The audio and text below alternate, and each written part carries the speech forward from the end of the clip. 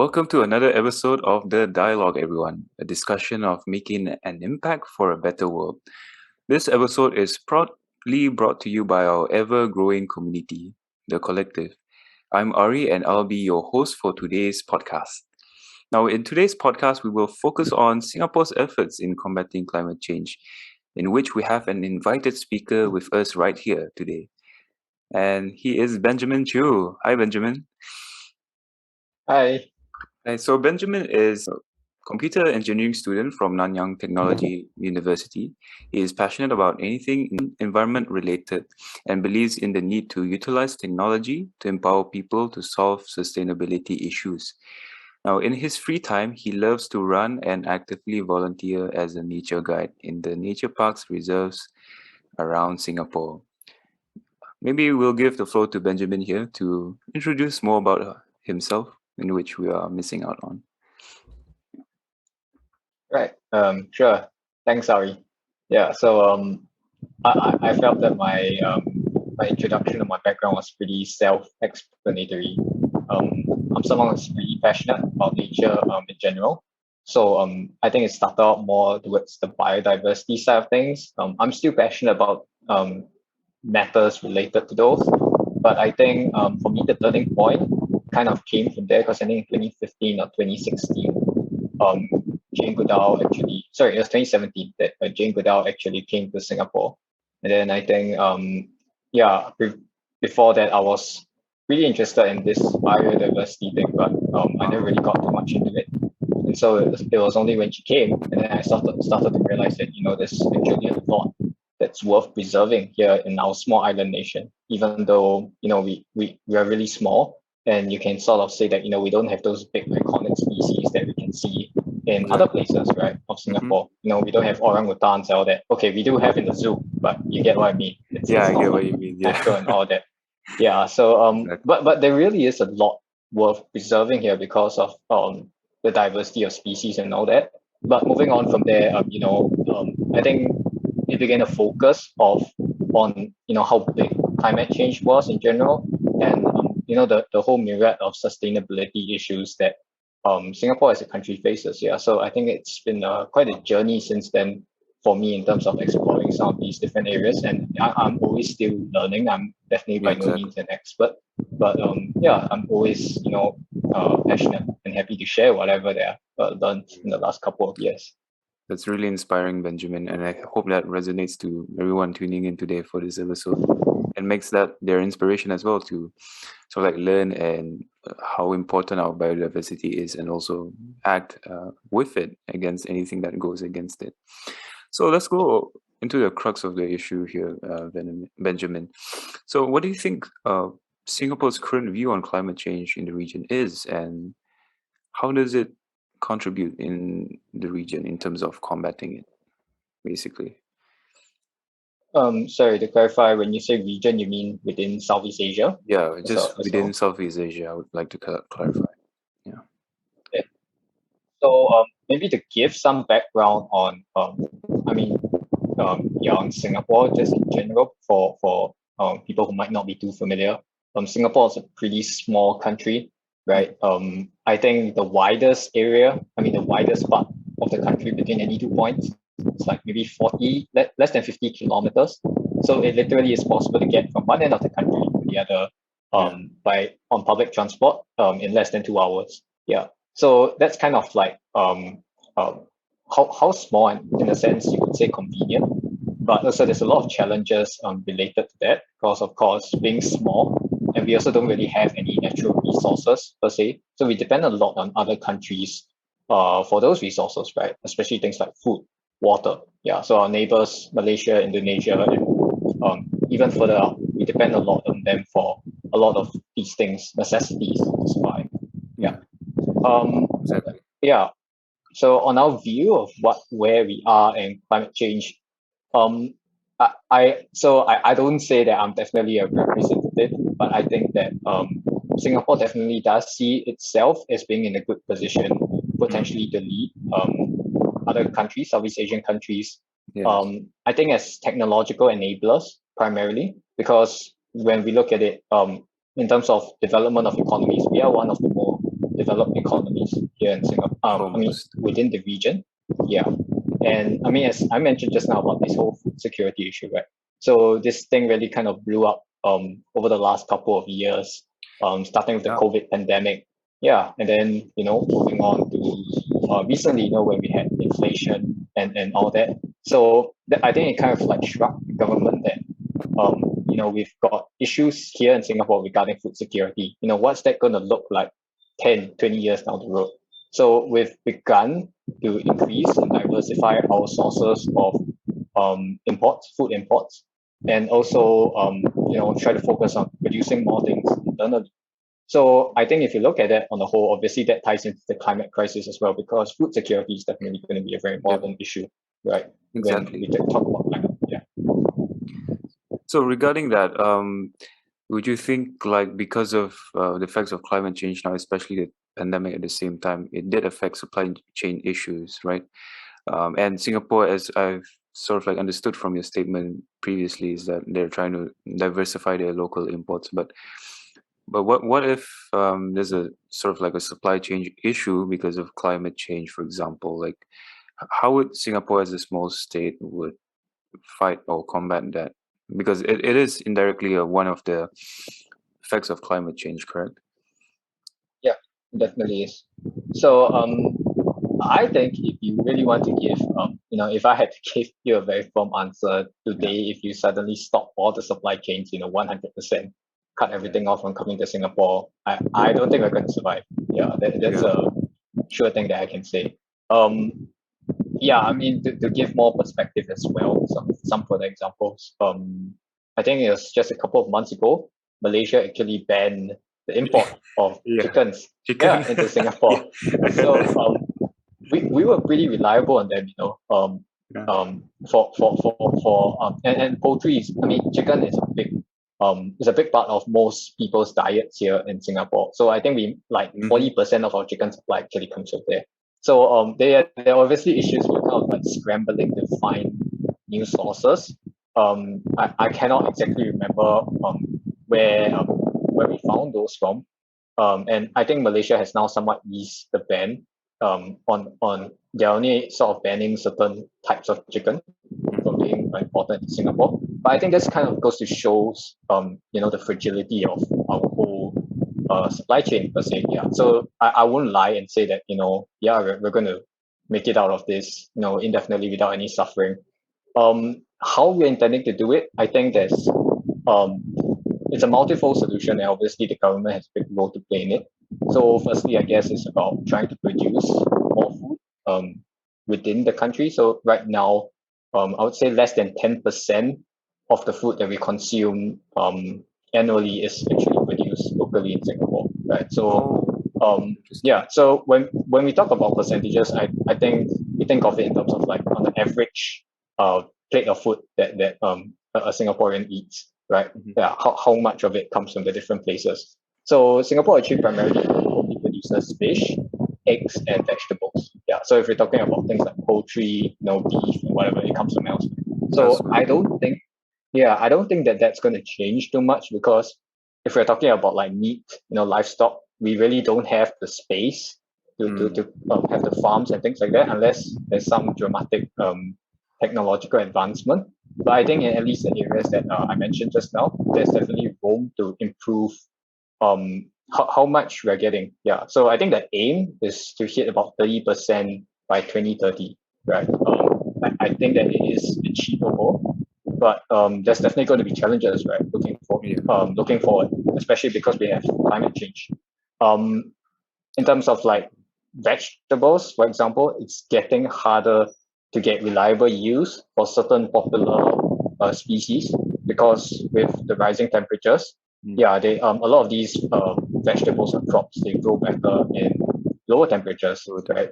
And also in terms of the rainfall, because it's hotter now, the rain stays, it stays long. The rain clouds stay longer in our atmosphere. So when it rains, it's really, really heavy, and it's for a very short duration. That's why it creates floods and things like that. And this unpredictable weather makes it really difficult to ensure that we can have this reliable yields that we need. consistent conditions are affected currently in terms of food production. I think that's what I understood as well from your statement.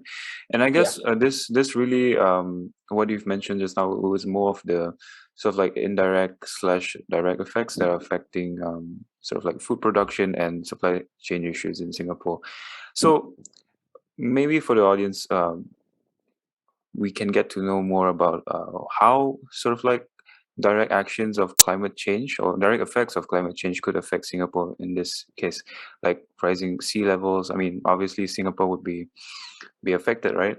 So what other factors do you think, Benjamin, could climate change impact Singapore the hardest? Yeah, so I guess definitely the right I mean you talk about food security. Rising sea levels is definitely a big concern. So I think the government has kind of pledged put in another $5 billion to kind of 5 billion. I think it was something along that figure. So there was this green plan they came up with like I think it was in 2019 or 2020 to kind of look into how to solve a lot of these climate related issues and I mean things challenges that we'll be facing going forward. And so I think definitely rising sea levels is going to be an issue because we are not way above the sea level, and there's a lot of parts of Singapore that's actually reclaimed land. Yeah, basically land that wasn't originally there, Yeah. but we've used with the help of technology, we sort of like put sand and things like that. So that land used to be sea. Yeah. I heard as well, like, And sorry, I heard as well Singapore Singapore is planning to reclaim more land, right? In some parts. I think there probably is some intention to do that, but of course Yeah. we need to respect territorial boundaries, right? So Exactly. I think that was actually a sticking point with some of our neighbors in the past. So I think that there's a limit though to how far we can go with regard to that as well. Yeah. Okay, interesting. What were you trying to say beforehand? Before I So I was just trying to talk about I think kind of in terms of the rising sea levels part, I won't claim to know too much about it. But I think in general, definitely it's going to be an issue moving forward. I don't think that we've seen the worst of it yet per se. We don't have stories like how it is decades in to some other come. countries where literally the houses are like underwater. Underwater. Oh my god. I don't think we're at that stage yet, but definitely can foresee the sea levels rising by a meter or two. And especially I think the temperature that we're experiencing right now, it's so hot. I believe in Singapore as well, right? Yeah. So it's not just global warming here because so another thing about Singapore is that it's highly urbanized. Yes. So we have something with additional effect. I think it's called the urban heat island effect. So basically, that's when you have too much concrete, asphalt, right, roads and things like that. These things absorb heat like crazy. So it's just insane how much heat it absorbs in the day. And even when it's at night, it's meant to be more cooling. You can really feel the heat sometimes in places that don't have much shade. So I know that what Singapore is trying to do to combat this is that we also have kind of developed this sort of reputation in some sense of this urban jungle city in the last couple of years. And I think with that the government has really tried to integrate a lot of this greenery into our buildings, things that we see every day. But I think there's still a lot to be done. So I think there's also another initiative to plant 1 million trees around the country by 2030. Yeah, I think currently we're about a third there. There's about 300,000 trees that we've planted so far.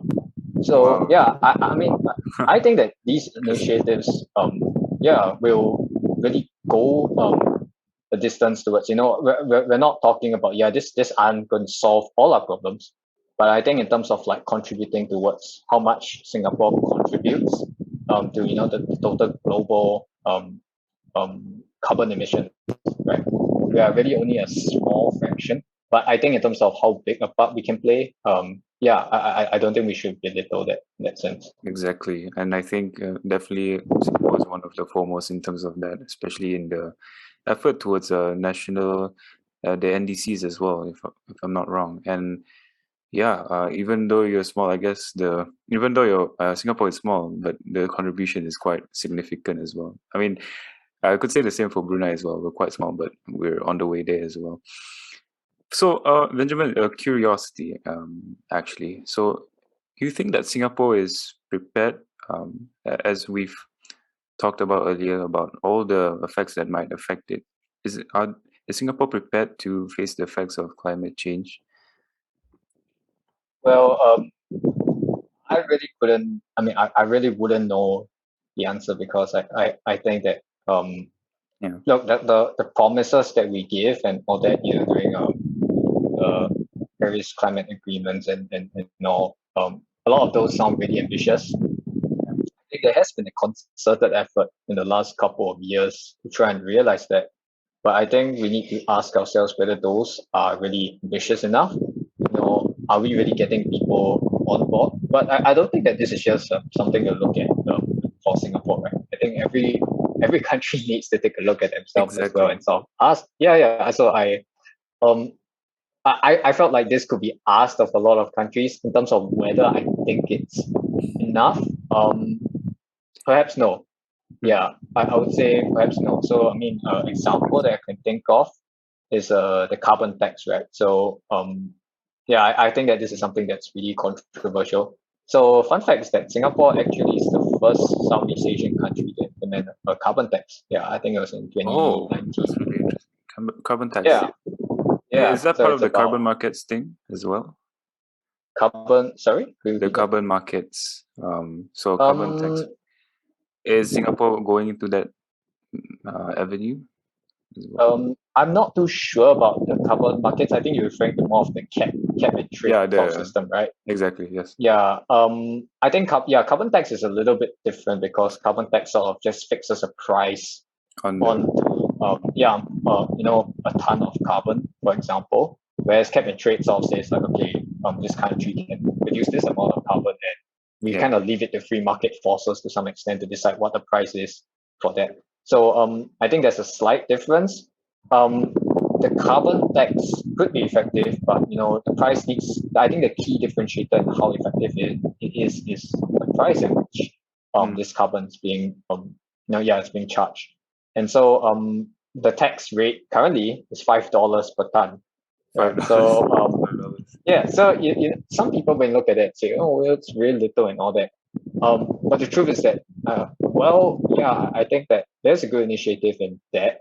The reason why it's been set so low in the government's justification is that they want to give time to a lot of the companies to sort of adapt and sort of Mm, internalize the cost, right, to make their processes more efficient and all. that is true. So I think, yeah, so there's a plan to increase it to $25 by 2024, I think.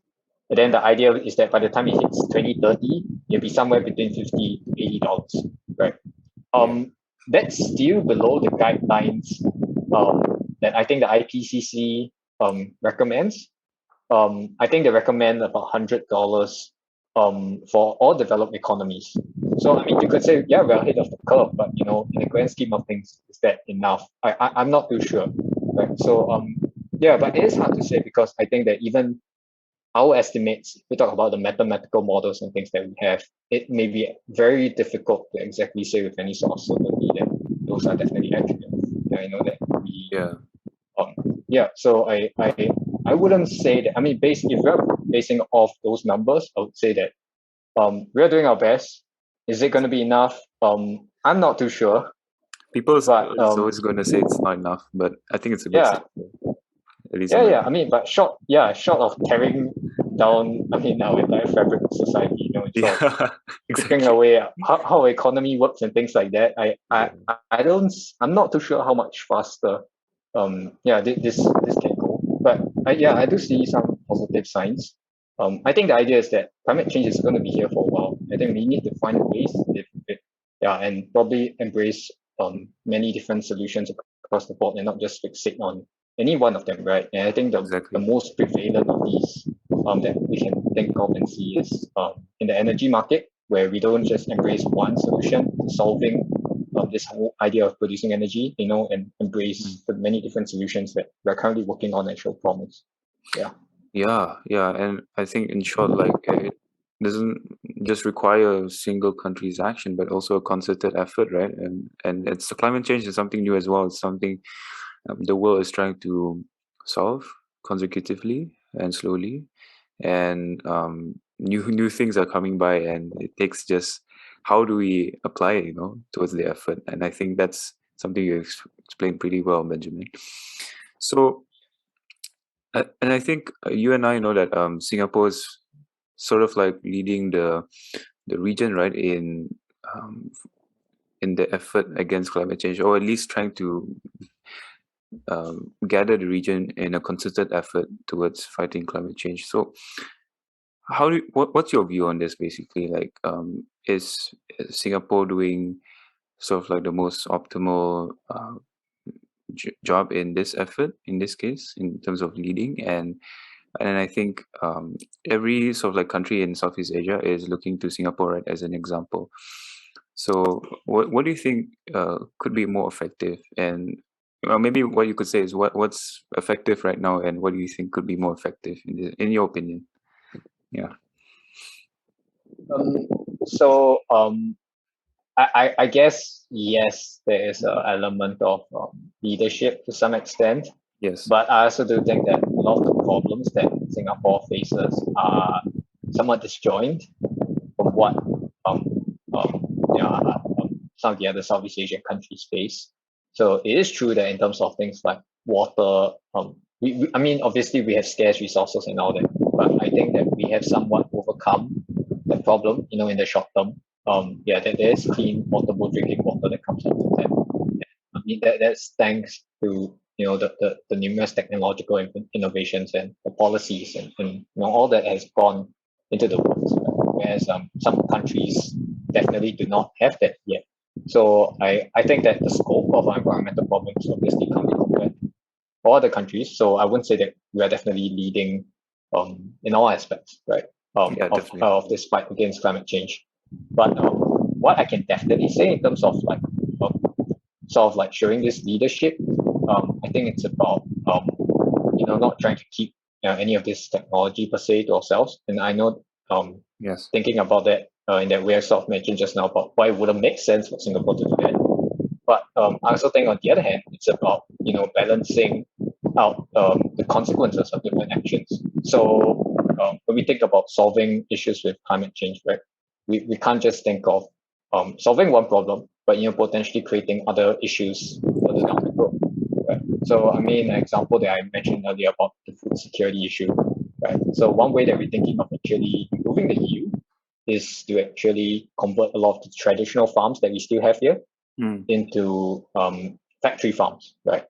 But I think as both you and me know, through our YCD journey, where we had a lot of discussions on animal cruelty and is it ethical to exactly, and what's going on to our plates, that kind of thing.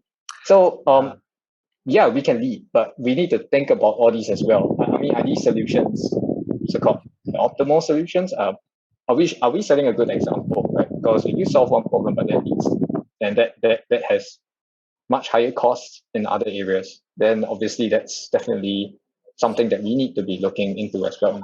Yeah. So I would say that one thing that potentially Singapore could do, in my opinion, so this might be controversial, is actually that I think in terms of like cultural heritage and all that, we probably do not have as deep roots. Yeah, because a lot of if you think about it, a lot of people in Singapore were sort of immigrants from elsewhere. Yeah, and so we don't have a long history. So in terms of like some of these traditional ways of doing things, yeah, a lot of it has sort of lost in the process. So if you ask me, actually, I would say that Singapore has a lot to do in learning from the other Southeast Asian countries who have this culture, this heritage, this history, right, of doing certain things like how do they farm and do things sustainably and all that.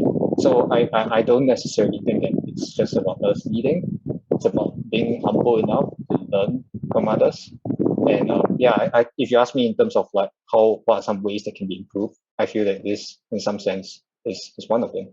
Yeah.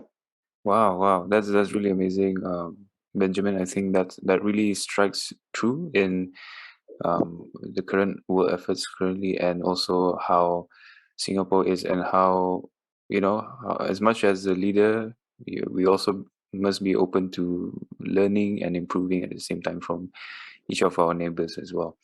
So basically, Benjamin, that really strikes the tone, and also let's delve into a much more in-depth topic. I mean, we've discussed more about regional things, and also Singapore quite a bit, but let's dive deeper into Singapore, and how has policy changes in Singapore, how did they instigate more sort of like action against climate change, for example, if there are any significant policies at all that you can remember?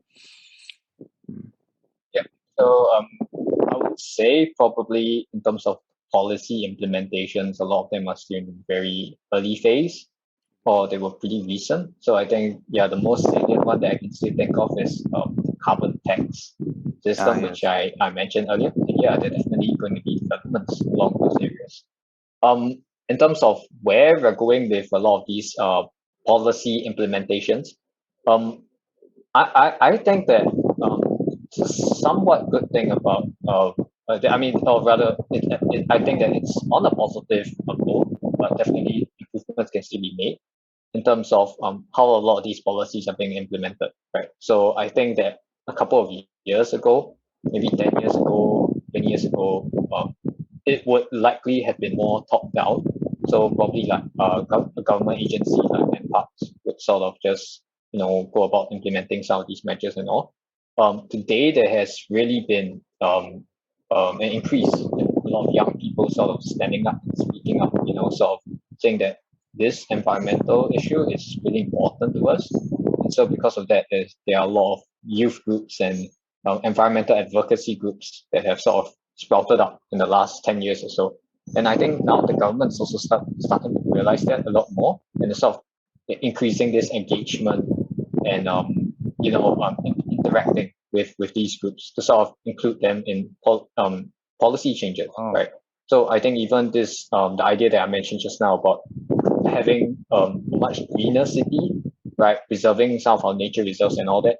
So I mean, because the government obviously has to contend with other issues as well, right? So for example, we have population growth, and I mean, I also mentioned about the land scarcity. So there's always this huge demand for housing, and so the government has considered clearing a lot of nature reserves, and things like that. They're always thinking, how can we get more land, right? But there have been a lot of nature groups as well that are sort of like coming into play and sort of raising, letting their voices be heard to say that, this is important. We can't just do it because people want to live here, right? And I think that there's been this idea that we need to somehow coexist with that and figure out how to make these solutions sort of live side by side. And so I think that 10, 20 years ago, such things I wouldn't, I mean, okay, I'm not that old enough to have been able to see those things. Yeah. But I don't think that those things were commonplace 10, 20 years ago. Yeah. So I think that this is a more recent phenomenon, probably because of our generation per se, of people sort of growing up, taking more responsibility. And I think that that's really, really important moving forward, right, in terms of leading this fight against climate change. Wow, yeah. I mean, I could say like 10, 20 years ago, I agree, like there's not much youth advocacies for the environment, or actually youth being vocal, right? Actually thinking about the environment along the way as well, like in terms of housing and whatnot. But yeah, Benjamin, I think that's really important. And this really brings me to the idea, the question of like how how significant is it now, the role of the youth, the private sector, and the NGOs in Singapore in combating against climate change? Would you say they contribute as much as the government in terms of efforts, or would you say there's much more effective ways that they could, try to assist in the action against climate change? Or what do you say, Benjamin, about that? Well, there definitely is a role for them to play. I think at the end of the day, we definitely benefit from having a pretty strong government that can effectively implement a lot of these policies. Of course, there always has to be a compromise because we need to think of all the different trade-offs. But in terms of the roles of these different partners and different stakeholders, yeah, as I mentioned just now about the youths and um, advocacy groups and some of these NGOs. I think the private sector does have a role to play as well. In terms, yeah, but that comes a lot from the infrastructure and the sort of structures, right, that the government sort of set in place for that to happen. So if I talk about innovation, for example, there's been a lot of investment into things like improving the battery technology. I'm not too sure, I'm not following that field too well, but I think the idea is that hopefully there's going to be a breakthrough somewhere that allows us to really store a lot more electricity that we get from, especially from renewable sources. Yeah, there's a lot of research into things like hydrogen fuel cells. Can we how small of a solar panel can we make, right? Because they're really land scarce and all that sort of thing. So I mean that kind of innovation is still driven a lot by things like intellectual property rights and all that, which I mean our government has to take a lot has to take a lot of credit, right, in implementing those structures. But if you're talking about the roles of companies like MNCs, which are quite prevalent in Singapore as well. So we're talking about bigger companies, right, like Google or even some of the oil giants like ExxonMobil, Shell. To me, from the outsider, I'm also not too privy to all this, but of course, the messaging that sort of seems to come up is that they want to do their part to help. I know there's always this kind of controversy about whether it's greenwashing or are they being certain and all that, but I think that's definitely something that we need to improve moving down the road as well, right? How do we keep individuals, organizations, companies accountable for the amount of carbon that they produce? Yeah, so I think that's something the government needs to look into. I think there are a few promising technologies, right, like blockchain, for example, that might seem to provide an answer to this, not just in Singapore but globally. But we've got to see about how these things are eventually used and implemented. Moving down the road, yeah. But those are some challenges that I think that show promise, and if we can get around to solving those, then this fight looks to be a lot easier and something that we can definitely win.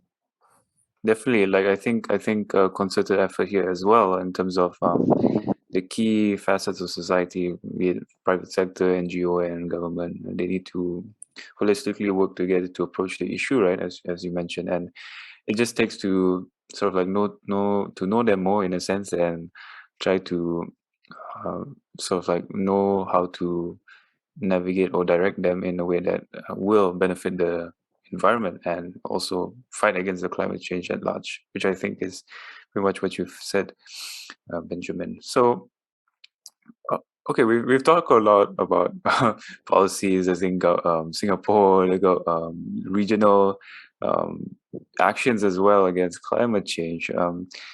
What do you think, Benjamin, about what do you think personally we should do as individuals that could help in the effort, aside from just us talking about how the government should act, how private sector should act, for example? Yeah. So I guess that this in itself is potentially controversial, right? So I think there's a lot of people who say, it doesn't matter what you do as an individual in Some people would say that. Yeah, exactly. Yeah, or, the change that you exact as an individual is going to be the smaller, so you can't feel it that much. Sounds cliche. I think at the end of the day, how you change things is how you vote. The people you vote for. Because I mentioned so much about the government, for example, but I think that I really do think that the biggest drivers of change, at least in Singapore and potentially in a lot of other places elsewhere, will be something similar. Federal authorities or local state governments and things like that.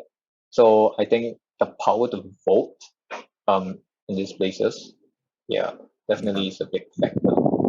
That really is, So yeah. yeah, I think it's something that definitely we want to focus on, right? Because beyond just beyond just the power to vote, I mean, you can talk about other actions, right? So like reducing how much meat you eat and Jay, and what do all you that think of sort of that? thing. What do you think of that? Like personal action against, like, buying reusable bags instead of plastics. What do you think about that personal sort of like action against climate change? Okay. So the issue of this, so I think you should kind of know by now. So when you Yeah. so we've been doing this podcast for like the last couple of minutes. So I'm a very numbers heavy kind of person because Yeah. I kind of mentioned that I'm sort of like engineer by training. Um, I like to ask myself, okay, I think firstly it depends on which poison you want to pick, right? So I mean, for example, there's a lot of people who say, buy a reusable straw, right? A metal straw, for example, then you can use it many times, and that's more environmentally friendly. But the truth is, you need to ask yourself, what does it mean to be environmentally friendly, right? So if you're talking about in terms of reducing potentially like marine pollution, saving, those pictures of sea turtles that you see with straws stuck up their nostrils and things like that, yeah, I guess you're helping in that. But if you're talking about the fight against carbon emissions, then I think that's a different argument, right? This is Because I think I read somewhere that for a metal straw to kind of have the equivalent it takes about 20 times the amount of it emits about 20 times the amount of carbon to produce the same metal straw. And so, if you want to sort of match um, the carbon emission output to make your metal straw sort of worthy, that's interesting. you need to use it at least 20 times. But how many people bring that up every time, right? Sometimes I you get hear nothing hasty and about it. forget. Yeah. So Yeah. to me, it's a bit like pick your poison, right? Whatever you do, you might harm the environment in some way. I think that's kind of the way that we've sort of built our world right now today that has reached this stage. So I think that you as a consumer are going to feel really guilty whatever way you look at it, right? It's just Yeah. what cause do you feel the strongest for? Then think about it, right? So I mean, yeah, as you mentioned about things like user bags, all that, reusable bags and all that. Yeah, do you know what raw materials went into the bags? Who Mm, produced it? How much carbon emissions came from it? pretty much. Um, yeah, so if you want to go down to the nitty gritty of every single life decision, I think people are going to get really miserable. Um, Exactly. yeah, rather than go so deep into all of these, I think that there are some actions that definitely, um, it's to me, it's kind of no-brainer in some sense that will help. So things like reducing your meat intake. It doesn't matter what meat, and I know that there's a Mm, lot of different considerations, religious considerations, and all that kind of thing. yeah. But if we take all of that away, and we just eat slightly less, consume a slightly higher portion of plant-based diet, I think that definitely helps right now. Yeah. So Definitely. I But think in terms of how much, the individual can do. Sometimes intentions are noble, but you've got to think about a lot of these different things. And I think that's what makes things difficult at the end of the day, because people sort of have no idea what to stand for, right? They're like, so it's sort of like less effective in yeah, comparison to sort of like nationwide approach from what we've yeah, discussed earlier on. yeah, Correct? Yeah. yeah, it is. Okay, so I think we're on to sort of like the last question here that I would like to pose to you. But what do you foresee, Singapore in the future? Would you see the country as forefront or sort of like working in concert with other countries towards effectively fighting climate change? Just just that sort of like question to end. Yes, definitely. Where I see this, that you could take hours, maybe days to sort of envision what kind of future that would look like. Yeah. Right? Um, I think definitely an example that comes to mind is, I think, the idea you mentioned just now about this potentially cap and trade system or some variant of it, because we all know that carbon tax is a little bit tricky, right? So you could sort of produce your carbon in another country. A Mm, company could produce its carbon in another country and sort of blame it and exactly. say, oh, it's that country. So there's a lot of these different little holes that entities can slip through if we really want to create something lasting and something that can be enforced, then definitely we need to work with these different the governments in the region to sort of uphold and sort of have agreements regarding this. So I don't think that any one nation is an island. I mean, sorry, in this figurative sense, that in terms of this fight, I don't think you can sort of sort of say that there's we can't say that we'll just be on this in this on our own. In terms of like collaboration, definitely we need to be looking towards how to solve a lot of these problems, and also the uptake of technology, as I mentioned earlier as well.